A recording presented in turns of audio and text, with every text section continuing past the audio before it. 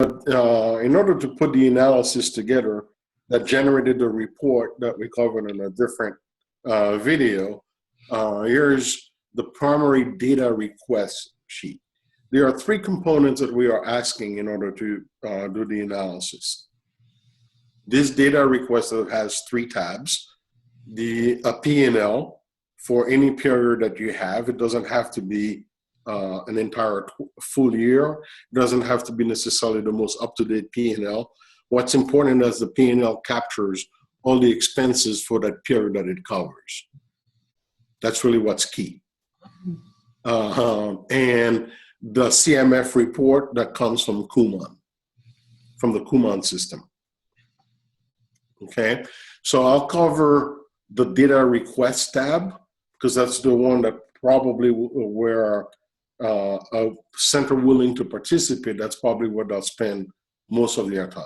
Okay. And just on the CMF report, this data is held just by Philip, and it's not used for any other things. So there's a privacy thing that we've created that we sign off on. Yes, Philip? Correct. Yeah, so there's no worries there. Correct. And the other thing also is that I will make sure that no center's information is publicized to others. So all of that information stays with me and it's locked. Okay. So for this data request tab, spreadsheet, there are three different tabs. The first tab really is capturing enrollment and session data. So the first part is the enrollment data, and it's really where you classify your students by levels: early learning, remedial, emergent, and proficient. Or you may have different categories, so long as they can be mapped to something to that somewhat resembles this, then the information can be informative and instructive. Right, and to explain how I broke apart my students, I actually did it based on my schedule too. I did it a couple different ways, but I put it together a spreadsheet. I dumped all of my students in a spreadsheet, and how I plan on maintaining this is I classified students based on where they sit. So early learning is an easy one. Remedial, pretty easy, new kids coming in, and I have some special needs students that'll stay in that area, which are a little more, they're usually in primary instruction, so it's a 4-to-1 ratio. The emergence, I think at that point I had them in where they're struggling a little bit, and so they were in a possible 4-to-1 ratio, and proficient or main classroom. So I do maintain a couple tables where kids who are struggling have a little closer look. I have a trained assistant sitting so that they can watch the student more closely and jump in to direct if need be. Okay. And the information requested on the enrollment data is broken by two different time slots: the school year and summer months, because we're really trying to understand, is there any seasonality to your enrollment? Okay. The second part of that tab has to deal with your instructional data per session. And really the first one is really your ratio of students to instructors. I know that, for example, on early learning, Kumon generally recommends a 2-to-1 ratio, and that may not necessarily be what you're experiencing or what you find to be the most effective for that type of a student. So that's what that does. The second part of the instructional data per session has to deal with the average length of your sessions. And the way we measure length is based on standard units. A standard unit is a 30-minute session. So if a session takes 45 minutes, then it's 1.5. If it takes an hour, then it's two units. Right. And here I'm on TCA, which is the program Rich Kennedy designed. So I have a report that shows me this, so I'm able to pull it apart. But I know there are other centers that use a couple different, I think there's 2 other systems. And there's also, I've seen people do it by hand. And so there's ways to be able to measure this, measure it no matter how you kind of track that. And I think intuitively we all know who is here for half an hour and who's here for longer. Right. So to be able to break apart your students that way. Right. And then part 3 is really looking at, based on your days of operations, the number of sessions you have and the number of students per session. So the first part of it here is showing the days that you are open and what are your hours of operations. And then for each day of operation, it's looking at all your different sessions, when the sessions start, and the number of students that you have per type of student.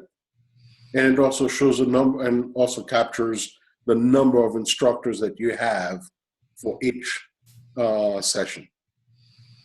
So this could be pulled off of your schedule, right, Philippe? Yes.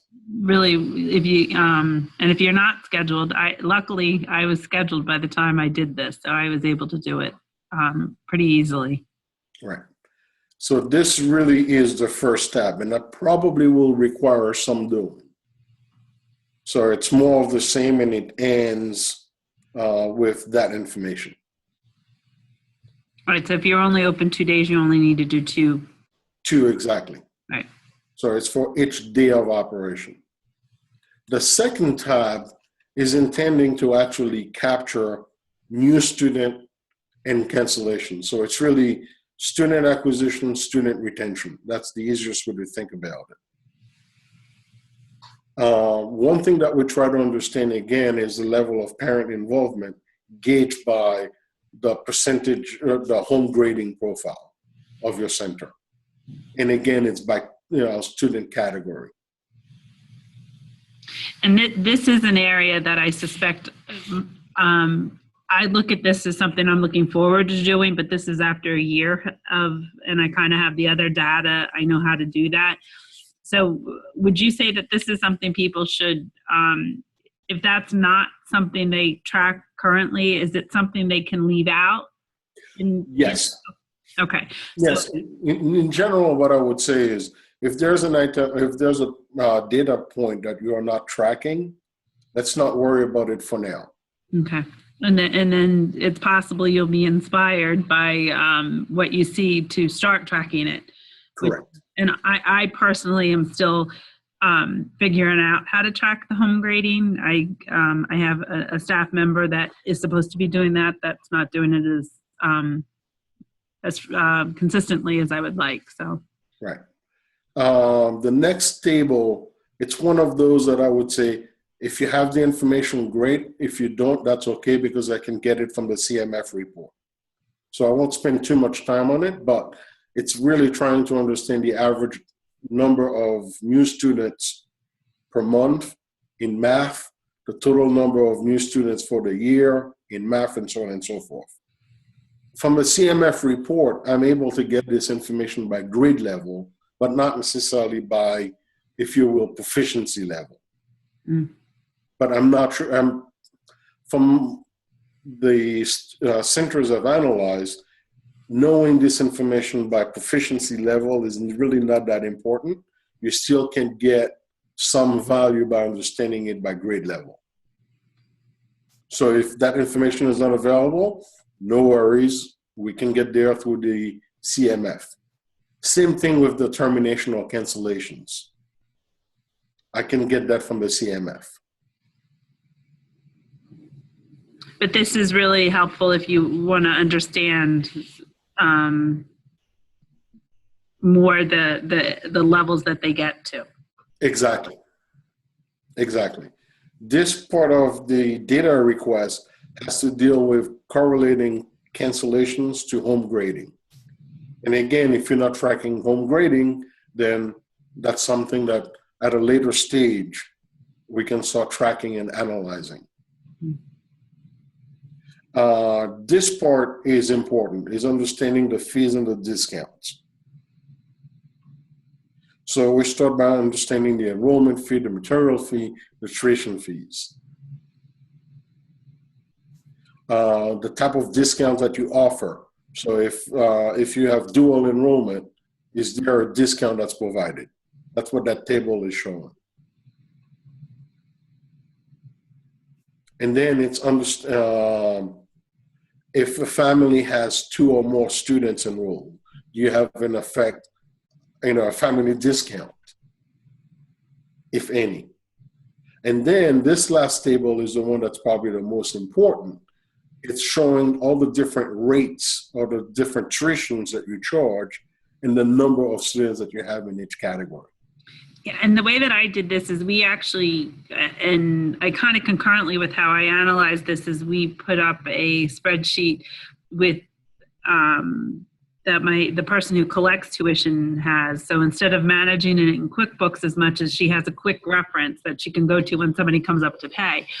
And so I was able to sort by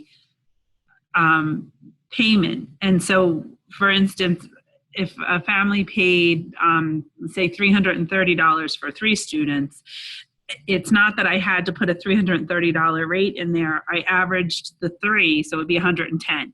So what I see is I have a large number of students averaged in at a rate that's lower than what I want.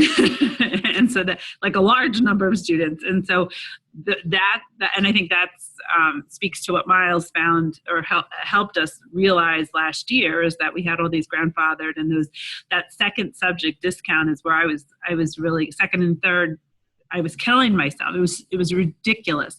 And I know where it came from. It came from having 2 children, and when they would do things, how expensive things are.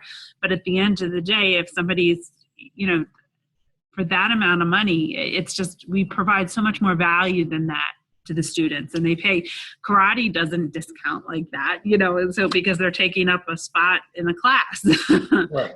So, it's just, I had to kind of shift my thought process. And you know what, if it means one less student from a family, but I'm able to pay my employees properly and actually make up for what the increase in payroll right now with the minimum wage increases and whatnot, then so be it. Right. But this probably, on this entire tab, this is probably the most important table to fill. Because that's where we can really analyze your discount policy. And you learn a lot by just trying to fill this in. You start to see, like, what have I done? Yeah, seriously, what was I thinking? Right. So this concludes this tab. And then the third tab is just about the cost structure. So the first one being what the franchise fees are to Kumon. The next one, it's any other payment that you make to Kumon. Then we get into the actual, size of the center in terms of square footage, the number of students that can be seated per session, your average monthly rent, your average cleaning, maintenance, utility, and so on and so forth. Then we get into the payroll. What is the hourly rate? We get into the grading, the cost of grading, because your instructors, you got to pay them to grade the homework. Then there's always a question whether or not you actually pay payroll taxes. I understand that the students do receive awards. Yeah. And I'm sure that, it's part of the goodwill, and goodwill always costs. It's a retention, and at least I've seen that cost category increase for me, but I have to say I have kids who can't wait to come and take a test, which is kind of weird, you know. But they know that once they take the test, they get a prize. So yeah. Definitely, that's something that I guess that's pretty darn important. Yeah, I guess so. Until the self-motivation of all that they're learning kicks in, you know, it's good to have trinkets. Exactly. And then the rest is pretty much your general costs: phone, marketing, insurance, and so on and so forth. So that's pretty much the information that's required from the data request. And from your P&L, I pretty much use the P&L to validate some of this information and identify any other costs that were not captured on those data sheets. Right. Right. I should have pulled up the numbers that I can't remember what my overall profitability, my revenue was up like, was it 12 or 15% just in 1 year when I started tackling that. And the areas I saw cost reductions, what just reminded me that was that credit card processing fees, because concurrently with starting the study with Miles, I had switched over the December before to Elevon, who we have a partnership through IAKF, and I've seen significant cost reduction in my credit card processing fees through that contract. It's not really a contract, but that agreement. And then I will say my prizes went up in how much I'm spending, and my payroll has gone up. And I'm trying to manage my payroll very closely. I don't think I'm as efficient as I need to be, which is something I'll be working on this year. But I am paying employees more. I definitely felt the pressure for the minimum wage going up and trying to retain good employees and whatnot. So I have seen an increase there, but my thought process is if I can make changes in other areas and I can keep happy employees making enough money to keep them with me, and then increase what I'm able to bring out of the business, then everybody wins. Right. And that's really what the point of all of this is trying to find a win-win for everyone that's involved. Right. And then the last category is really understanding the debt that you took to either open the center or to keep the center afloat. So really, that's kind of like the data request. Okay. And I would really stress that if there is information that you are not able to collect, don't let that stop you. That's something that can be worked on over time. Okay. And the other important thing is the P&L. It doesn't have to be for an entire full year. It doesn't have to be something that's exactly current for the current month or last month. What it really has to be is a complete set of your expenses and revenues for the given period covered by that P&L. Mm. That's really the only requirement. So if you have 1 month of a P&L and that 1 month has all the expenses that you normally incur, that's good enough. That's representative. Okay. Very good. Okay. So it's hard for me to say how much time I spent because we looked at it a couple different ways to make it easier, but I know that I'm happy to, I think I did a lot of managing on a spreadsheet. So just dumping exporting from CMS all your students and then being able to fill in your tuition rates and then classify them each as remedial or emergent or proficient. And then you can kind of slice and dice it whatever way you need it. So I think that was the most efficient after trying a couple different ways that I did most of the work. And then the schedule that TCA has also helped me be able to give you some more detailed information so I could kind of take a picture at every hour or half hour. Right. Because that's really what's important is truly getting to the level in terms of how you're actually managing the center, how you're actually delivering your services to your students. Right. Right. And really, most of this information eventually should be a natural output or a natural byproduct of what you do to manage your center. Yeah. Yeah. The different, you've talked about the different levers to try to tweak in order to improve profitability, decrease costs, whatever. It's an interesting, and you know, I mean, I think I thought of, you know, prior to our discussions, but I didn't realize there was as many levers in Kumon as there are, that you can kind of tweak to help, and the little things add up. So this past year, I had a better year on the same number of students. And actually, when I analyzed it, my franchise fees were flat. So that tells me it is the same number of students. It's that in comparison. So I was able to do more with less, or the same, do more with the same. Exactly.